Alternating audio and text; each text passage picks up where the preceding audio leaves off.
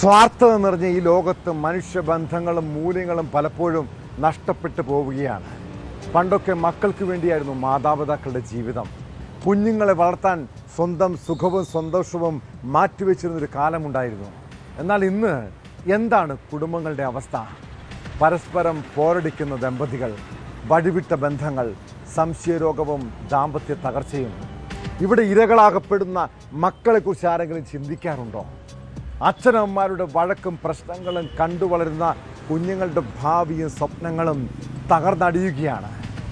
തിരുവനന്തപുരം നാലാഞ്ചിറയിലെ 4 കുട്ടികളെക്കുറിച്ച് ഓർക്കുമ്പോൾ ഉള്ളിലൊരു വിങ്ങലാണ്.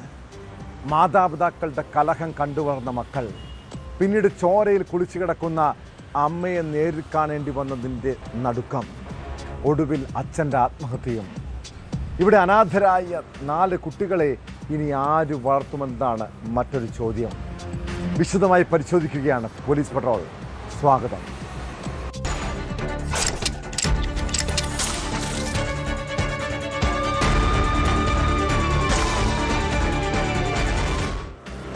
അച്ഛൻ്റെ കൊലക്കത്തിക്കിരയായി അമ്മ ജീവൻ വെടിയുന്നത് കണ്ടു നിൽക്കേണ്ടി വന്ന മക്കൾ, പിന്നീട് അച്ഛൻ്റെ ആത്മഹത്യയും. ഒരു രാത്രി ഇരുട്ടി വെളുത്തപ്പോൾ അനാഥരായി മാറേണ്ടി വന്ന 4 കുട്ടികൾ. തിരുവനന്തപുരം നാലാഞ്ചിറയിലെ ചോര തളം കെട്ടി നിൽക്കുന്ന വീട്ടിലിപ്പോൾ കണ്ണീർ കടലാണ്. ആ മക്കളെ ആശ്വസിപ്പിക്കാൻ പോലും കഴിയാതെ നിസ്സഹായരായ നാട്ടുകാർ. ഭാര്യയെ കഴുത്തൊറുത്ത് കൊലപ്പെടുത്തിയ ശേഷം നാടുവിട്ട ഭർത്താവ് സുരേഷിനെ തമിഴ്നാട്ടിലെ ചിദംബരത്തിന് സമീപം റെയിൽവേ ട്രാക്കിലാണ് മരിച്ച നിലയിൽ കണ്ടെത്തിയത്. ട്രെയിനിന് മുന്നിൽ ചാടി ഇയാൾ ആത്മഹത്യ ചെയ്താകാമെന്നാണ് പോലീസിന്റെ പ്രാഥമിക നിഗമനം.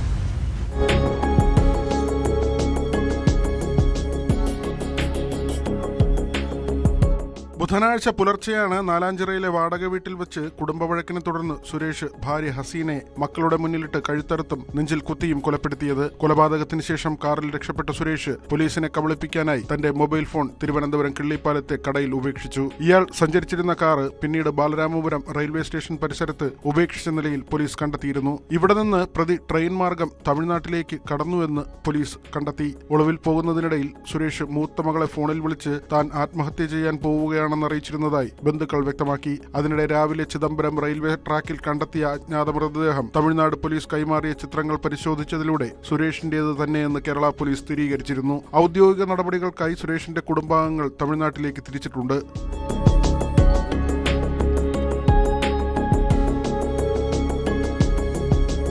ഹസീനയും സുരേഷും തമ്മിൽ വഴക്ക് പതിവായിരുന്നുവെന്നാണ് പോലീസ് പറയുന്നത്. ചൊവ്വാഴ്ച രാത്രിയും വഴക്കുണ്ടായി. ഒരാഴ്ചയായി ഹസീനയെ കാണാനില്ലായിരുന്നു. ഇത് സംബന്ധിച്ച് സുരേഷ് മണ്ണന്തല പോലീസിൽ പരാതി നൽകുകയും ചെയ്തു. ഇതിനിടയിൽ വിഷം കഴിച്ച് ജീവനൊടുക്കാനും സുരേഷ് ശ്രമിച്ചിരുന്നു. പരാതിയുടെ അടിസ്ഥാനത്തിൽ പോലീസ് വിളിച്ചതിനെ തുടർന്ന് ഹസീന തിരിച്ചെത്താൻ സന്നദ്ധത അറിയിച്ചു. തുടർന്ന് ഇവരെ സ്റ്റേഷനിൽ വിളിച്ചു വരുത്തി പ്രശ്നങ്ങൾ പറഞ്ഞു തീർത്ത് ഹസീനയുടെ മാതാവിനെയും മക്കളെയും കൂട്ടിയാണ് വീട്ടിലേക്ക് വിട്ടത്. എന്നാൽ പുലർച്ചെ ഇരുവരും തമ്മിൽ വീണ്ടും വഴക്കുണ്ടാവുകയും കൊലപാതകത്തിൽ കലാശിക്കുകയുമായിരുന്നു. കൊലപാതകം നേരിൽ കണ്ട മൂത്ത മകളാണ് ഫോണിൽ വിളിച്ച് മണ്ണന്തല പോലീസിന് വിവരം അറിയിച്ചത്. കൊലപാതകത്തിന് ശേഷം കത്തി കുളിമുറിയിൽ കൊണ്ടുപോയി കഴുകിയ ശേഷമാണ് സുരേഷ് കാറിൽ കയറിപ്പോയത്. വട്ടിയൂർക്കാവ് മേലത്തുമേലെ സ്വദേശിയായ സുരേഷും മണക്കാട് സ്വദേശിയായ ഹസീനയും പ്രണയിച്ച് വിവാഹം കഴിച്ചവരാണ്. മണ്ണന്തല, വട്ടിയൂർക്കാവ് മേഖലകളിൽ വാടക വീടുകളിലാണ് ഇവർ നേരത്തെ താമസിച്ചിരുന്നത്.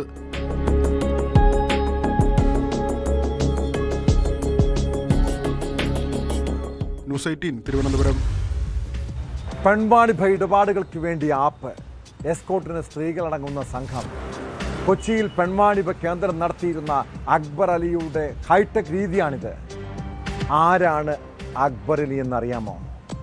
കൊച്ചിയിൽ പെൺകുട്ടികളെ ക്രൂരമായി ആക്രമിച്ച കേസിലെ മുഖ്യപ്രതി. ഈ കേസുമായി ബന്ധപ്പെട്ട അന്വേഷണത്തിലാണ് അലിയുടെ പെൺവാണിഭ ലഹരി ഇടപാടുകളെക്കുറിച്ചുള്ള വിവരങ്ങൾ ലഭിച്ചത്. ഇതര സംസ്ഥാനത്ത് നിന്ന് യുവതികളെ എത്തിച്ച് ആവശ്യക്കാർക്ക് എത്തിച്ചു നൽകുന്നതായിരുന്നു ഇയാളുടെ രീതി. പണം കൈമാറാൻ അക്ബർ അലിയുടെ അക്കൗണ്ടിന്റെ QR കോഡാണ് ലോഡ്ജിൽ നൽകിയിരുന്നത്.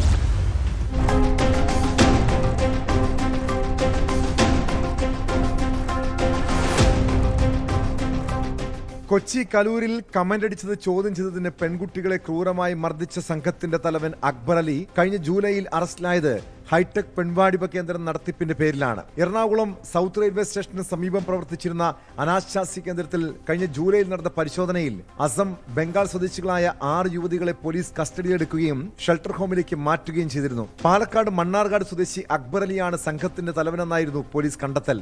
ഇതര സംസ്ഥാനങ്ങളിൽ നിന്നുൾപ്പെടെ യുവതികളെ എത്തിച്ചായിരുന്നു അക്ബറിന്റെ ഇടപാടുകൾ.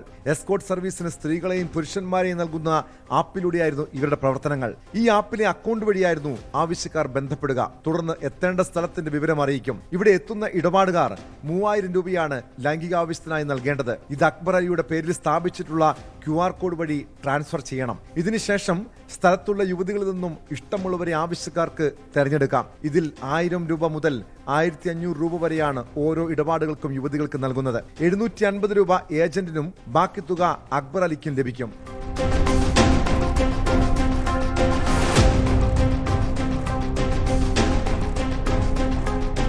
ഇടപ്പള്ളിയിൽ ഒരു അനാശാസ്യ കേന്ദ്രം പ്രവർത്തിക്കുന്നുവെന്ന വിവരത്തിന്റെ അടിസ്ഥാനത്തിലാണ് എളമക്കര പോലീസ് ആദ്യം അന്വേഷണം നടത്തിയത്. ഇവിടെ എത്തിയെങ്കിലും പെൺകുട്ടികളെ കണ്ടെത്താനായില്ല. എന്നാൽ ഇവിടെ ഉണ്ടായിരുന്ന അക്ബറിനെ കസ്റ്റഡിയിലെടുത്ത് ചോദ്യം ചെയ്തതിനിടെ കടവന്ത്ര പോലീസിന് ഒരു പെൺവാണിഭ കേന്ദ്രത്തെക്കുറിച്ച് വിവരം ലഭിച്ചു. അവിടെ നടത്തിയ റെയ്ഡിൽ നിന്നാണ് അക്ബറിന്റെ പങ്ക് കടവന്ത്ര പോലീസ് അറിയുന്നത്. ഈ സമയം എളമക്കര പോലീസിന്റെ കസ്റ്റഡിയിലായിരുന്നു അക്ബർ. പിന്നീട് സ്ത്രീകൾക്കൊപ്പം അക്ബറിന്റെ അറസ്റ്റ് കൂടി രേഖപ്പെടുത്തി റിമാൻഡ് ചെയ്തു.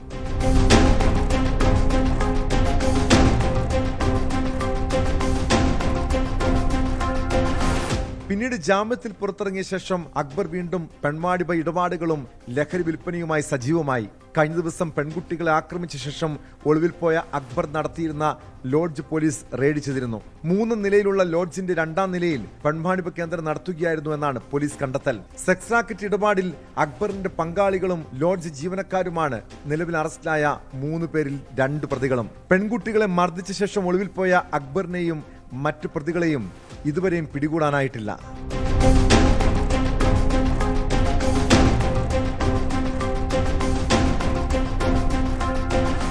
ന്യൂസ് 18 കൊച്ചി. മോഡലിംഗിൽ അവസരങ്ങൾ വാഗ്ദാനം ചെയ്ത് പെൺകുട്ടികളെ കെണിയിൽ വീഴ്ത്തുന്ന സംഘത്തിന് പിന്നിൽ ആരാണ്? ആ റാക്കറ്റിനെ നിയന്ത്രിക്കുന്നതും സഹായമൊരുക്കുന്നതും ഗുണ്ടാ സംഘങ്ങളാണോ? ഇരകളെ ഭീഷണിപ്പെടുത്തിയെന്ന പരാതിയിൽ ഗുണ്ടാ നേതാവിനെ കേന്ദ്രീകരിച്ചും പോലീസ് അന്വേഷണം നടത്തുന്നുണ്ട്. കേസ് അട്ടിമറിക്കാനും പരാതിക്കാരിയെ പിന്തിരിപ്പിക്കാനും ഗുണ്ടാ സംഘങ്ങളുടെ സഹായം തേടിയെന്ന വിവരത്തിന്റെ അടിസ്ഥാനത്തിലാണ് പോലീസിന്റെ നീക്കം. വിദേശത്തേക്ക് കടന്ന കേസിലെ പ്രധാന പ്രതികളെ എത്രയും വേഗം നാട്ടിലെത്തിക്കാനുള്ള ശ്രമങ്ങൾ ഊർജിതമായി തുടരുകയാണെന്ന് city police commissioner Kaliraj Mahesh Kumar പറഞ്ഞു.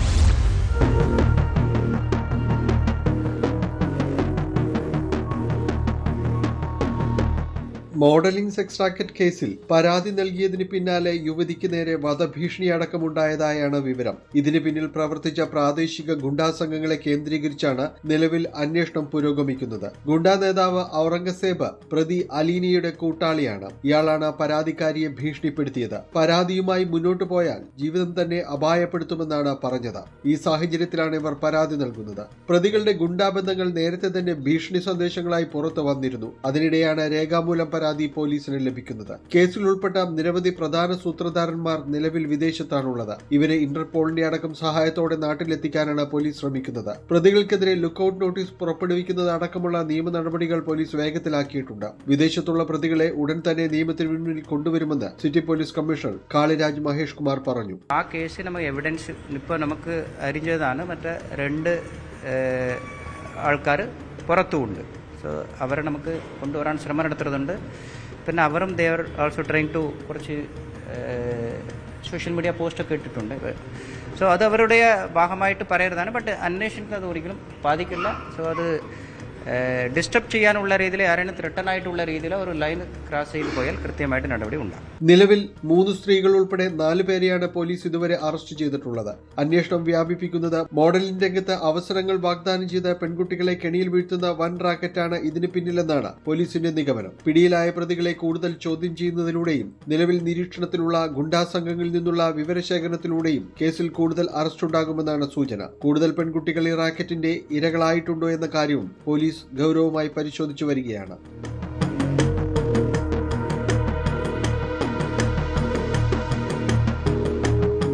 ന്യൂസ് 18 കൊച്ചി. നമ്മുടെ നാട്ടിലെ പെൺകുട്ടികളുടെ ശ്രദ്ധയ്ക്ക് നിങ്ങൾ ഇൻസ്റ്റഗ്രാമും ഫേസ്ബുക്കും ടെലിഗ്രാമും ഉപയോഗിക്കുന്നവരാണോ? അപരിചിതരായ ആളുകളുമായി സൗഹൃദം കൂടുമ്പോൾ ജാഗ്രത പാലിച്ചില്ലെങ്കിൽ നിങ്ങൾ പല കെണികളിലും വീഴാം. തിരുവനന്തപുരം വർക്കലയിലെ +2 വിദ്യാർത്ഥിനി ചതിയിൽപ്പെട്ടത് സമൂഹ മാധ്യമങ്ങളിലൂടെയാണ്. തമിഴ്നാട് സ്വദേശിയായ യുവാവ് പ്രണയം നടിച്ച് പിന്നീട് അവളെ കടത്തിക്കൊണ്ടുപോയി ലൈംഗികമായി ചൂഷണം ചെയ്യുകയായിരുന്നു. 2025 നടന്ന സംഭവത്തിൽ പ്രതിയൊടുവിൽ പിടിയിലായിരിക്കുന്നു. ധർമ്മപുരി സ്വദേശി ശക്തിവേലിനെ അയിരൂർ പോലീസാണ് അറസ്റ്റ് ചെയ്തത്.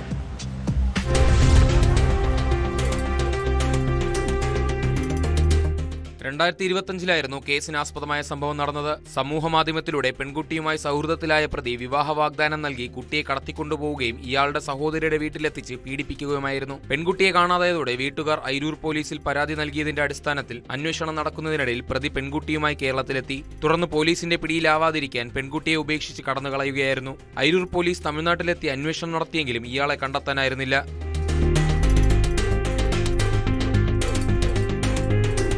അയിരൂർ SHO ഒ മോഹൻദാസിന്റെ നിർദ്ദേശപ്രകാരം പ്രത്യേക അന്വേഷണ സംഘം രൂപീകരിച്ച് നടത്തിയ തെരച്ചിലിൽ തിരുവണ്ണാമലയ്ക്ക് സമീപമുള്ള ക്വാറിയിൽ ഒളിവിൽ കഴിയുകയായിരുന്ന പ്രതിയെ അതിസാഹസികമായി പിടികൂടുകയായിരുന്നു. ധർമ്മപുരി ബൈനായിക്കർപ്പെട്ടി സ്വദേശിയാണ് പിടിയിലായ 21-കാരൻ ശക്തിവേൽ. അറസ്റ്റ് രേഖപ്പെടുത്തി കോടതിയിൽ ഹാജരാക്കിയ പ്രതിയെ റിമാൻഡ് ചെയ്തു. സബ് ഇൻസ്പെക്ടർ രഞ്ജിത്തിന്റെ നേതൃത്വത്തിൽ സീനിയർ സിവിൽ പോലീസ് ഓഫീസർമാരായ ബിനു, ശ്രീദേവി, നൂർ അമീൻ, വിഷ്ണു എന്നിവരടങ്ങുന്ന സംഘമാണ് പ്രതിയെ പിടികൂടിയത്.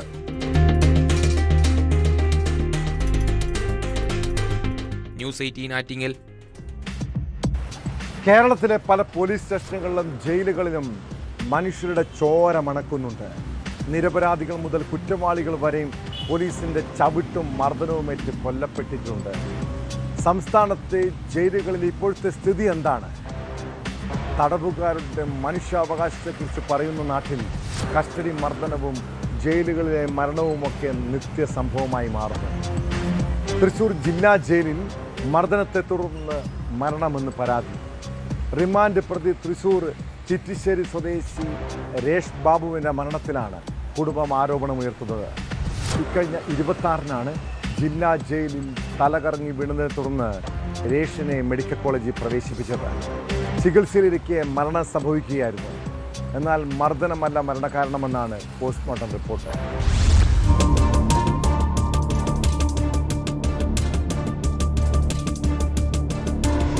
കഴിഞ്ഞ മാസം 17-ന് തൃശൂർ നഗരത്തിൽ ഒരാളെ തടഞ്ഞു നിർത്തി പണം കവർന്നെന്ന കേസിലാണ് പോലീസ് രേഷ് ബാബുവിനെ അറസ്റ്റ് ചെയ്തത്. 4 പേർ സംഘത്തിലുണ്ടായിരുന്നുവെന്നാണ് പോലീസ് അറിയിച്ചത്. സംഭവത്തിന്റെ CCTV ദൃശ്യം പോലീസിന്റെ പക്കലുണ്ട്. എന്നാൽ ദൃശ്യത്തിൽ രേഷ് ബാബു താഴെ നിന്ന് എന്തോ എടുക്കുന്നതായി മാത്രമേ കാണുന്നുള്ളൂ എന്ന് കുടുംബം പറയുന്നു. ആ കേസിൽ റിമാൻഡിലായ പ്രതിയെ കഴിഞ്ഞ മാസം 26-ന് വിയ്യൂർ ജില്ലാ ജയിലിൽ കുഴഞ്ഞു വീണതിനെ തുടർന്ന് ആശുപത്രിയിൽ പ്രവേശിപ്പിച്ചത്. പിന്നീട് ചികിത്സയിലിരിക്കെയായിരുന്നു മരണം.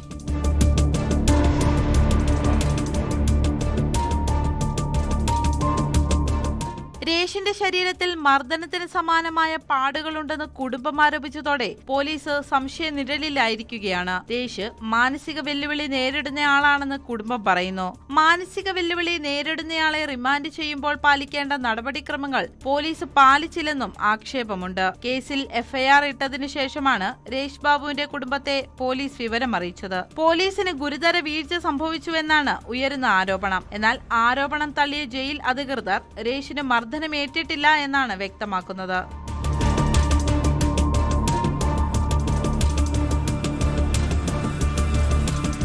ന്യൂസ് 18 തൃശൂർ.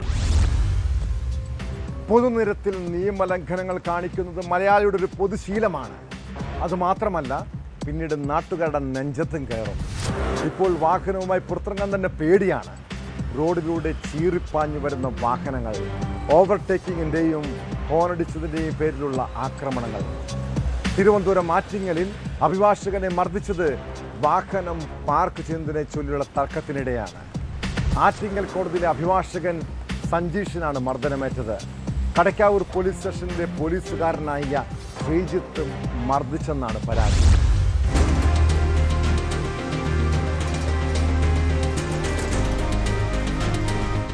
ഉച്ചയ്ക്ക് 12 മണിയോടെയായിരുന്നു സംഭവം. കടയ്ക്കാവൂർ പോലീസ് സ്റ്റേഷനിലെ ശ്രീജിത്ത് ആറ്റിങ്ങലിലെ പോലീസ് ക്വാർട്ടേഴ്സിലാണ് താമസിച്ചിരുന്നത്. ആറ്റിങ്ങൽ കോടതിയിലെ അഭിഭാഷകനായ സജീഷ് പോലീസ് ക്വാർട്ടേഴ്സിന് മുന്നിൽ വാഹനം പാർക്ക് ചെയ്ത ശേഷം വാഹനത്തിനുള്ളിൽ നിന്നും സാധനങ്ങൾ എടുക്കുന്നതിനിടെ സ്ഥലത്തെത്തിയ ശ്രീജിത്ത് വാഹനം മാറ്റിയിടാൻ ആവശ്യപ്പെട്ടു. സാധനമെടുത്ത ശേഷം മാറ്റാമെന്ന നിലപാടിലായിരുന്നു അഭിഭാഷകൻ. തുടർന്ന് ഇരുവരും തമ്മിൽ വാക്കേറ്റമുണ്ടാവുകയും സംഘർഷത്തിൽ കലാശിക്കുകയുമായിരുന്നു. ഒരു പ്രകോപനമില്ലാതെ ഈ ക്വാർട്ടേഴ്സിൽ തന്നെ താമസിക്കുന്ന അന്വേഷണത്തിൽ അറിഞ്ഞത് ശ്രീജിത്ത് എന്നാണ് കടയ്ക്കാവൂർ പോലീസ് സ്റ്റേഷനിൽ. ഇദ്ദേഹം എന്നെ പിന്നിൽ നിന്നും ചീത്ത വിളിച്ചുകൊണ്ട് വണ്ടി എടുത്ത് മാറ്റണമെന്നും പറഞ്ഞ് എന്നെ ചീത്ത വിളിക്കുകയും തിരിച്ച് ഞാൻ അപ്പോൾ തന്നെ വണ്ടി മാറ്റി തരാമെന്ന് അയാളോട് ഞാൻ പറയുകയും ചെയ്തു. തുടർന്ന് എൻ്റെ ശരീരത്തിൽ ഈ വലത് ഭാഗത്തായിട്ട് കൈകൊണ്ട് ഇറുക്കി വേദനിപ്പിച്ചു. എന്നെ 2 തവണ എന്നെ അങ്ങനെ വേദനിപ്പിച്ചു. തുടർന്ന് ഞാൻ പോലീസിനെ വിളിക്കുമെന്നും പറഞ്ഞു. പോലീസിനെ വിളിച്ചിട്ട് ഇനി വണ്ടി മാറ്റാമെന്ന് പറഞ്ഞു. അപ്പോൾ കയ്യിലിരുന്ന ഹെൽമെറ്റ് കൊണ്ട് എന്നെ അടിക്കാനായിട്ട് പോകി. അപ്പോൾ ഞാൻ ഒഴിഞ്ഞു മാറിയത് കൊണ്ട് എൻ്റെ തോളിൽ കൊണ്ട്. അപ്പോൾ അതിനായിട്ട് ഇപ്പം പരാതി കൊടുക്കാനായിട്ട് ഞാനും ആറ്റിങ്ങൽ ബാർ അസോസിയേഷനിലെ ആൾക്കാരുമായിട്ടാണ് ഇവിടെ എത്തിയിട്ടുള്ളത്. സംഭവത്തിന് ശേഷം തൊട്ടടുത്ത് തന്നെയുള്ള ആറ്റിങ്ങൽ പോലീസ് സ്റ്റേഷനിൽ പരാതി നൽകാൻ സജീഷ് എത്തിയെങ്കിലും പോലീസ് പരാതി സ്വീകരിച്ചില്ല എന്ന ആരോപണമുണ്ട്. തുടർന്ന് അഭിഭാഷകർ സംഘടിച്ചെത്തി പരാതി സ്വീകരിക്കണമെന്ന് പോലീസ് ഉദ്യോഗസ്ഥരോട് ആവശ്യപ്പെട്ടു. പോലീസ് തയ്യാറാകാത്തതിനെ തുടർന്ന് അഭിഭാഷകർ പോലീസ് സ്റ്റേഷൻ ഉപരോധിച്ചു. പോലീസ് പരാതി സ്വീകരിക്കുകയും സജീഷിന്റെ മൊഴിയെടുക്കുകയും ചെയ്തതിനെ തുടർന്നാണ് അഭിഭാഷകർ പിരിഞ്ഞുപോയത്. അഭിഭാഷകനാണ് പ്രശ്നമുണ്ടാക്കിയതെന്നാണ് പോലീസ് ഉദ്യോഗസ്ഥന്റെ വാദം. സംഭവത്തിൽ വിശദമായ അന്വേഷണം തുടങ്ങിയതായി പോലീസ് അറിയിച്ചു.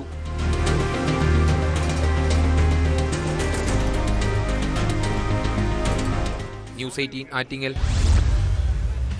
പാലക്കാട് IIT-യിൽ വിദ്യാർത്ഥിനിയെ ആക്രമിച്ച കേസിൽ 3 മാസത്തോളം പ്രതിക്ക് വേണ്ടി പോലീസ് ഇരുട്ടിൽ തപ്പി. ആരാണ് ആക്രമിയെന്നോ അയാളുടെ ഉദ്ദേശം എന്തായിരുന്നെന്നോ കണ്ടെത്താൻ പോലും കഴിയാതിരുന്നത് സേനയ്ക്ക് വലിയ നാണക്കേടായി. ഫെബ്രുവരി 23-ന് നടന്ന ആക്രമണത്തിൽ പ്രതി ഒടുവിൽ പിടിയിലായിരിക്കുന്നു.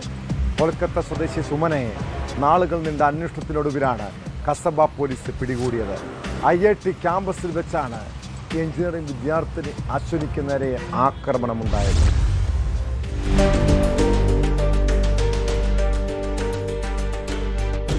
ഫെബ്രുവരി 23-ന് രാത്രിയായിരുന്നു ആക്രമണം. രാത്രി 8:30-യോടെ അക്കാഡമിക് ബ്ലോക്കിൽ നിന്ന് ഡൈനിങ് ഹാളിലേക്ക് സുഹൃത്തുക്കൾക്കൊപ്പം ഭക്ഷണം കഴിക്കാൻ നടന്നു പോവുകയായിരുന്നു അശ്വിനി കണ്ണൻ. മറ്റു വിദ്യാർത്ഥികൾക്ക് പിന്നാലെ നടക്കുകയായിരുന്ന അശ്വിനിയെ ഇരുട്ടിന്റെ മറവിലെത്തിയാൽ തലക്കടിച്ച് വീഴ്ത്തുകയായിരുന്നു. അശ്വിനിയുടെ നിലവിളി കേട്ട് സഹപാഠികൾ ഓടിയെത്തുമ്പോൾ തലയിൽ നിന്ന് രക്തം വാർന്ന് അബോധാവസ്ഥയിലായിരുന്നു. ഗുരുതരമായി പരിക്കേറ്റ അശ്വിനിയെ ഉടൻ തന്നെ ആശുപത്രിയിൽ പ്രവേശിപ്പിച്ചു. ആക്രമണം നടന്ന സ്ഥലത്ത് CCTV ക്യാമറകളും വെളിച്ചവുമില്ലാത്തത് അന്വേഷണത്തിന് വെല്ലുവിളിയായിരുന്നു. തുടർന്ന് ക്യാമ്പസിലെ നിർമ്മാണ ജോലികൾക്കായി എത്തിയ അതിഥി തൊഴിലാളികളെ കേന്ദ്രീകരിച്ച് നടത്തിയ പോലീസ് അന്വേഷണമാണ് വഴിത്തിരിവായത്. ആക്രമണത്തിന് ശേഷം അതിഥി തൊഴിലാളിയായ സുമൻ പാലക്കാട്ട് നിന്ന് മുങ്ങിയതായി പോലീസ് കണ്ടെത്തി. ഒളിവിലായിരുന്ന സുമനെ കേന്ദ്രീകരിച്ച് നടത്തിയ അന്വേഷണത്തിലാണ് കൊൽക്കത്തയിൽ നിന്ന് പ്രതിയെ പിടികൂടിയത്.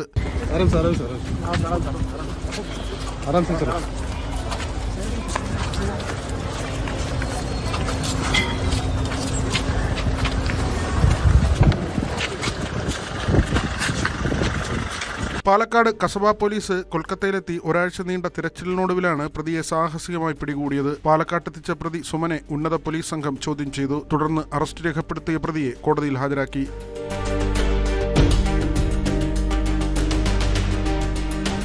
ന്യൂസ് 18 പാലക്കാട്. മലയാള സിനിമയിൽ റെക്കോർഡ് കളക്ഷൻ നേടിയെന്ന മഞ്ഞുമൽ ബോയ്സിന്റെ അണിയറ പ്രവർത്തകരുടെ അവകാശവാദം പച്ചക്കള്ളമായിരുന്നു. യഥാർത്ഥത്തിൽ ആ സിനിമയുടെ മറവിൽ നടന്നത് കള്ളപ്പണ ഇടപാടുകളാണോ? മഞ്ഞുമൽ ബോയ്സ് 200 കോടി നേടിയിട്ടില്ലെന്നും 100 കോടിക്കടുത്ത് മാത്രമേ ലഭിച്ചുള്ളൂവെന്നുമാണ് പോലീസിന്റെ കണ്ടെത്തൽ. അന്വേഷണ സംഘം സമർപ്പിച്ച കുറ്റപത്രത്തിൽ നടൻ സൗബിൻ ഷാഹിർ അടക്കം 3 പേരെ പ്രതി ചേർത്തിട്ടുണ്ട്. നിർമ്മാതാക്കൾക്കെതിരെ ഗുരുതര കണ്ടെത്തലുകളാണ് കുറ്റപത്രത്തിലുള്ളത്.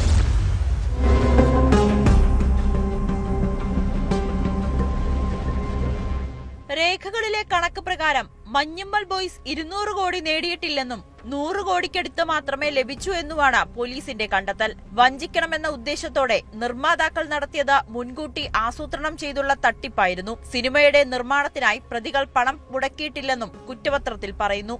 1000 പേജുള്ള കുറ്റപത്രം എറണാകുളം പ്രിൻസിപ്പൽ സെഷൻസ് കോടതിയിൽ സമർപ്പിച്ചു. നടൻ സൗബിൻ ഷാഹിർ, പിതാവ് ബാബു ഷാഹിർ, ഷോൺ ആന്റണി എന്നിവരാണ് കേസിലെ പ്രതികൾ.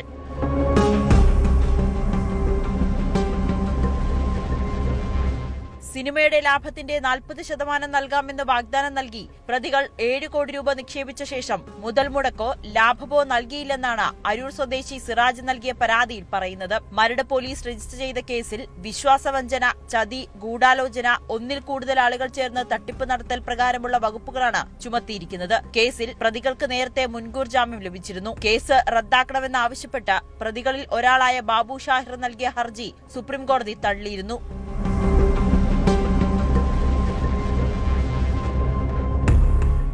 ന്യൂസ് 18 കൊച്ചി. ഈ തെരഞ്ഞെടുപ്പിൽ CPM എന്തുകൊണ്ട് തോറ്റു എന്ന ചോദ്യമുണ്ടല്ലേ? അതിന് പല കാരണങ്ങൾ കാണാം. സഖാക്കളുടെ ധിക്കാരം, ഭരണകൂട ഭീകരത, പട്ടിയെ പേപ്പട്ടിയാക്കിയും നിരപരാധിയെ കുറ്റവാളിയാക്കിയുമുള്ള നുണക്കഥകൾ, ഒരാളെ മരണത്തിനിട്ടുകൊടുത്തിട്ടും കള്ളനും അഴിമതിക്കാരനുമാക്കിയ കുപ്രചരണങ്ങൾ, ADM നവീൻ ബാബുവിൻ്റെ മരണത്തിൽ കുടുംബനീതിക്ക് വേണ്ടി പലതവണ യാചിച്ചതാണ്. അധികാരികളോട് അപേക്ഷിച്ചിട്ടുണ്ട്. ഈ പോലീസിൽ അവർക്ക് വിശ്വാസമില്ലെന്ന് പറഞ്ഞതാണ്. ഒടുവിൽ UDF സർക്കാർ അധികാരത്തിൽ വന്നപ്പോൾ ആ കുടുംബത്തിൻ്റെ കണ്ണീർ കണ്ടു. ഒടുവിൽ CBI അന്വേഷണത്തിന് ശുപാർശയും. നവീൻ ബാബുവിൻ്റെ മകൾക്ക് ആശ്രിത നിയമനം നൽകാനും മന്ത്രിസഭാ യോഗത്തിൽ തീരുമാനമായി.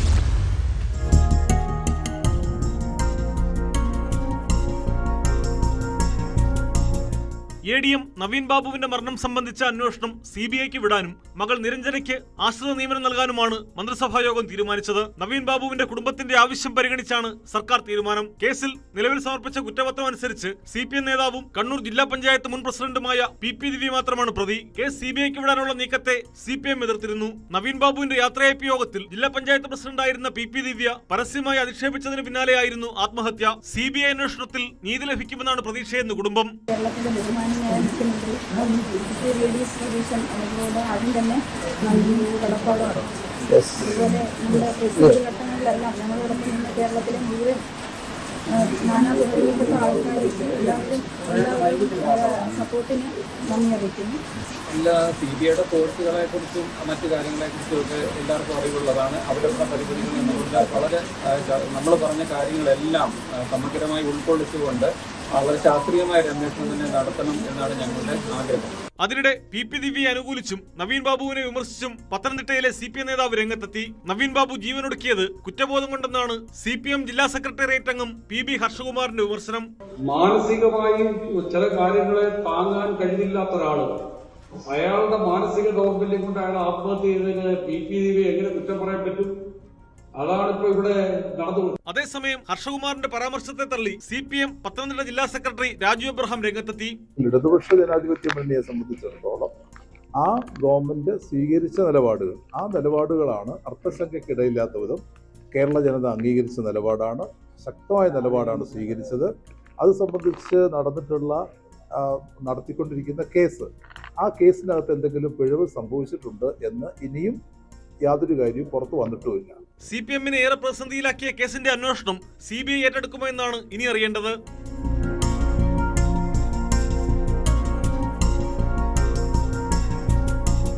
ന്യൂസ് 18 തിരുവനന്തപുരം, പത്തനംതിട്ട. സംസ്ഥാനത്ത് ലഹരി മാഫിയകൾക്കെതിരെ പോലീസ് നടപടി ശക്തമാകുകയാണ്. Operation Toofan the narco hunt എന്ന സ്പെഷ്യൽ ഡ്രൈവിന്റെ ഭാഗമായി സംസ്ഥാന വ്യാപക റെയ്ഡിൽ 368 പേരെ അറസ്റ്റ് ചെയ്തു. MDMA ഉൾപ്പെടെ മാരക മയക്കുമരുന്നുകളും പിടിച്ചെടുത്തു. ആകെ 340 കേസുകൾ രജിസ്റ്റർ ചെയ്തിട്ടുണ്ട്. കഴിഞ്ഞ 2 ദിവസങ്ങളിലായി കൊച്ചി നഗരത്തിൻ്റെ വിവിധ ഭാഗങ്ങളിൽ വൻ പോലീസ് സന്നാഹമാണ് റെയ്ഡ് നടത്തിയത്. കണ്ണൂർ പയ്യന്നൂരിൽ ജ്യോതിശാലയത്തിൽ നിന്ന് കഞ്ചാവ് പിടികൂടി. മലപ്പുറത്ത് വിൽപ്പനയ്ക്കായി സൂക്ഷിച്ച MDMAയും കണ്ടെടുത്തിട്ടുണ്ട്.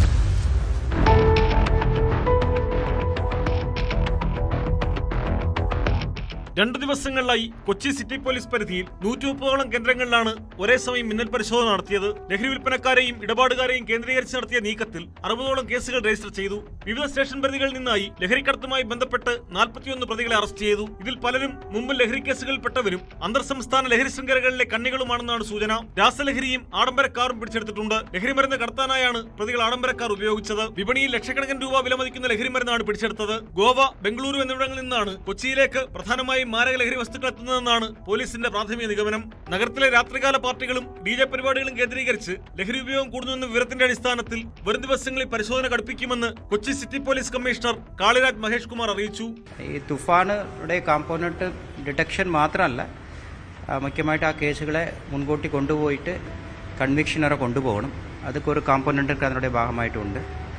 പിന്നെ സപ്ലൈ സൈഡ് ആരാണ് ഉപയോഗിക്കാത്ത ആൾക്കാരുടെ എണ്ണം കുറയ്ക്കാൻ വേണ്ടി ഒരു അവയർനെസ്, അതൊക്കെ ഒരു സെപ്പറേറ്റ് കോമ്പോണൻ്റ് ഉണ്ട്. അതിനോട് കൃത്യമായിട്ട് പ്ലാൻ ചെയ്തിട്ട് നമുക്ക് മുൻകൂട്ടി പുറത്തുണ്ട്. മലപ്പുറം കൊണ്ടോട്ടിയിൽ വീട്ടിൽ വിൽപ്പനയ്ക്കായി സൂക്ഷിച്ച MDMAയുമായാണ് യുവാവ് പിടിയിലായത്. കരിപ്പൂർ സ്വദേശി അസ്വാഖാണ് പിടിയിലായത്. 16 ഗ്രാം MDMAയും ലഹരിമരുന്ന് തൂക്കാൻ ഉപയോഗിക്കുന്ന ഇലക്ട്രോണിക് ത്രാസും പിടിച്ചെടുത്തു.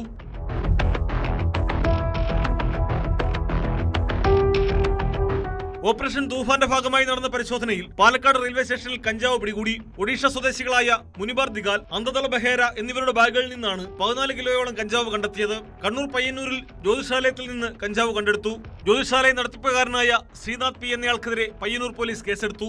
രഹസ്യവിവരത്തിന്റെ അടിസ്ഥാനത്തിൽ നടത്തിയ പരിശോധനയിൽ ചുമരലമാരയിൽ പ്ലാസ്റ്റിക് കവറിലാക്കി സൂക്ഷിച്ച നിലയിലാണ് 5.77 ഗ്രാം കഞ്ചാവ് കണ്ടെടുത്തത്. തളിപ്പറമ്പ് സ്റ്റേഷൻ പരിധിയിൽ നടത്തിയ പരിശോധനയിൽ ബ്രൗൺ ഷുഗറുമായി അസം സ്വദേശികളായ ഇജാജുൽ ഹഖ്, നാസിറുദ്ദീൻ, കടമ്പേരി സ്വദേശി അമൽ കെട്ടി എന്നിവർ പിടിയിലായി. പയ്യാവൂർ പോലീസ് നടത്തിയ പരിശോധനയിൽ വയനാട് സ്വദേശി വിഷ്ണു KVയെ കസ്റ്റഡിയിലെടുത്തു. പയ്യന്നൂരിൽ MDMAയുമായി തൃക്കരിപ്പൂർ സ്വദേശി നാസിഫ് അബൂബക്കർ പിടിയിലായി. പഴയങ്ങാടിയിൽ 3 പേരെ കഞ്ചാവുമായി പോലീസ് അറസ്റ്റ് ചെയ്തു. മാട്ടൂർ സ്വദേശികളായ അസ്മൽ CMK, മുഹമ്മദ് ഫവാസ്, മുഹമ്മദ് സഫീർ എന്നിവരാണ് അറസ്റ്റിലായത്.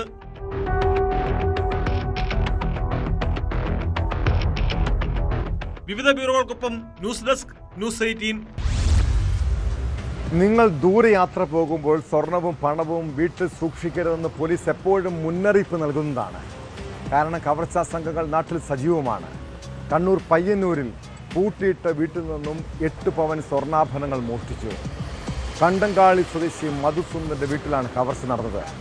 വീട് കുത്തി തുറന്ന് അകത്ത് കയറിയ മോഷ്ടാക്കൾ കിടപ്പ് മുറിയിലെ അലമാരയിൽ സൂക്ഷിച്ചിരുന്ന സ്വർണ്ണാഭരണങ്ങളാണ് അപഹരിച്ചത്.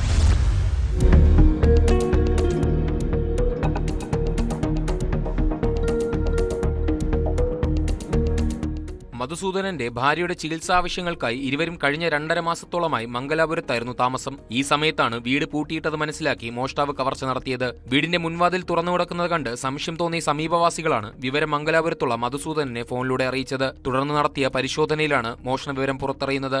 നെക്ലസ്, ബ്രേസ്ലെറ്റ്, 2 ജോഡി കമ്മലുകൾ, 4 മോതിരങ്ങൾ എന്നിവയുൾപ്പെടെ അലമാരയിൽ സൂക്ഷിച്ചിരുന്ന 8 പവനോളം വരുന്ന സ്വർണ്ണാഭരണങ്ങളാണ് നഷ്ടപ്പെട്ടത്. ഇന്നലെയാണ് നെയ്ബേഴ്സിൽ നിന്ന് കോൾ വന്നത്, വീട്ടിൻ്റെ വാതിൽ പൊളിച്ചിട്ട് കാണുന്നുണ്ട്, തുറന്നു കാണുന്നുണ്ട് എന്ന് പറഞ്ഞിട്ട് അവർ ഇവിടെ ഞാൻ എന്തായിരിക്കണം എന്നാൽ ഇന്ന് രാവിലെ പുറപ്പെട്ടു മംഗലാപുരം. വന്ന് നോക്കുമ്പോഴേക്ക് സംഗതി കറക്റ്റ്. വീട് പൊളിച്ചിട്ട് ഉള്ളിലുള്ള സാധനങ്ങളൊക്കെ എല്ലാം വലിച്ച് വിതറിയിട്ടുണ്ട്. പിന്നെ കുറച്ച് സ്വർണ്ണം ഉണ്ടായിരുന്നു, അത് നഷ്ടപ്പെട്ടു. സംഭവത്തിൽ മധുസൂദനന്റെ പരാതിയിൽ പയ്യന്നൂർ പോലീസ് കേസെടുത്ത് അന്വേഷണം ആരംഭിച്ചു. കണ്ണൂരിൽ നിന്നുള്ള ഡോഗ് സ്ക്വാഡും വിരലടയാള വിദഗ്ധരും സ്ഥലത്തെത്തി വീടിലും പരിസരത്ത് നിന്നുമായി തെളിവുകൾ ശേഖരിച്ചു. ഈ വീടിന് തൊട്ടടുത്തുള്ള മറ്റൊരു വീട്ടിലും മോഷണശ്രമം നടന്നിട്ടുണ്ടെന്ന് പോലീസ് കണ്ടെത്തിയിട്ടുണ്ട്. പ്രദേശത്ത് കഴിഞ്ഞ ദിവസങ്ങളിൽ വന്നുപോയ വാഹനങ്ങളും പരിസരത്തെ CCTV ദൃശ്യങ്ങളും കേന്ദ്രീകരിച്ച് പോലീസ് അന്വേഷണം ഊർജിതമാക്കി.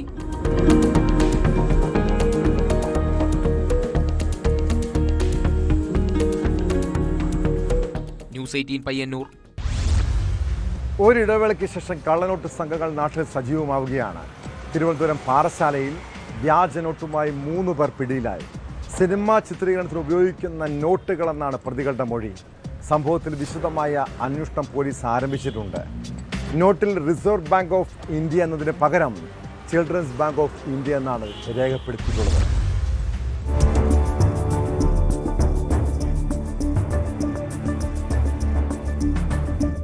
വ്യാജനോട്ടുകളുമായി ബംഗളൂരിൽ നിന്നെത്തിയ 3 പേരെയാണ് പാറശാല പോലീസും ഡാൻസ് ഓഫ് സംഘവും ചേർന്ന് പിടികൂടിയത്. ബാലരാമപുരം ഭഗവതിനട സ്വദേശികളായ 31-കാരൻ സജി, 34 വയസ്സുള്ള അബി എന്ന അച്ചു, പൂന്തറ സ്വദേശി 40-കാരൻ അഷ്ടമൻ പോറ്റി എന്നിവരാണ് പിടിയിലായത്. 1 ലക്ഷം രൂപ നൽകിയാൽ 10 ലക്ഷം രൂപയുടെ വ്യാജനോട്ട് ലഭിക്കുമെന്ന് അഷ്ടമൻ പോറ്റിയെ വിശ്വസിപ്പിച്ച് സജിയും അച്ചുവും ചേർന്ന് ബംഗളൂരിലെത്തിച്ചെന്നാണ് പോലീസ് പറയുന്നത്. ഇങ്ങനെ ലഭിച്ച വ്യാജ 500 രൂപ നോട്ടുകളുമായി തിരുവനന്തപുരത്തേക്ക് കാറിൽ വരുമ്പോൾ പാറശാല പവതിയാൻ വിളയിൽ നടന്ന പോലീസ് പരിശോധനയിലാണ് ഇവർ പിടിയിലായത്.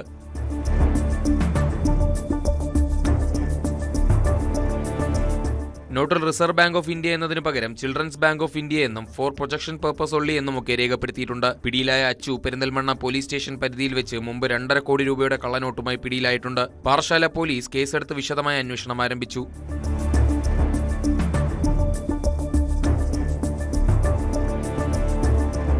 ന്യൂസ് 18 നെയ്യാറ്റിൻകര. ഏതു മനുഷ്യരുടെ ജീവിതത്തിലും തെറ്റുകൾ സംഭവിക്കാം, വീഴ്ചകൾ ഉണ്ടാകാം. എന്നാൽ തെറ്റുപറ്റിപ്പോയെന്ന തിരിച്ചറിവാണ് ഏറെ പ്രധാനം. ചില സൗഹൃദങ്ങളും ബന്ധങ്ങളും അങ്ങനെയാണ്, ദാമ്പത്യ ജീവിതം പോലും തകർത്ത് കളയും.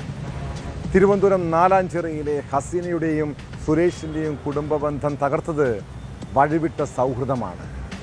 അയാൾ പലതവണ അവൾക്ക് തിരിച്ചു വരാൻ അവസരം നൽകി, അതും 4 മക്കളെ ഓർത്ത്. പക്ഷേ ഹസീനയുടെ വഴിവിട്ട ജീവിതം അയാളുടെ മനോനില തന്നെ തകർത്തു. ഒടുവിൽ കുട്ടികളുടെ മുന്നിൽ വെച്ച് സുരേഷ് ഭാര്യയെ കൊലപ്പെടുത്തുന്നു. ഒടുവിൽ അയാളുടെ ആത്മഹത്യയും. വിവാഹേതര ബന്ധങ്ങളിൽ തിരിച്ചുവരവ് ഏറെക്കുറെ അസാധ്യമാണ്. വിവാഹമോചനം, കുട്ടികളുടെ ഭാവി, ബന്ധുക്കൾക്കുണ്ടാകുന്ന അപമാനം എന്നിവയെല്ലാം ആരും ഓർക്കാറില്ല. എന്നാൽ ഇതുപോലെ വഴിവിട്ട സൗഹൃദങ്ങളും ബന്ധങ്ങളും ദുരന്തത്തിൽ കലാശിക്കുമെന്ന തിരിച്ചറിവെങ്കിലും ഉണ്ടാകണം കേട്ടോ. ഇതോടെ പോലീസ് പട്രോൾ പൂർണ്ണമാകുന്നു. നമസ്കാരം.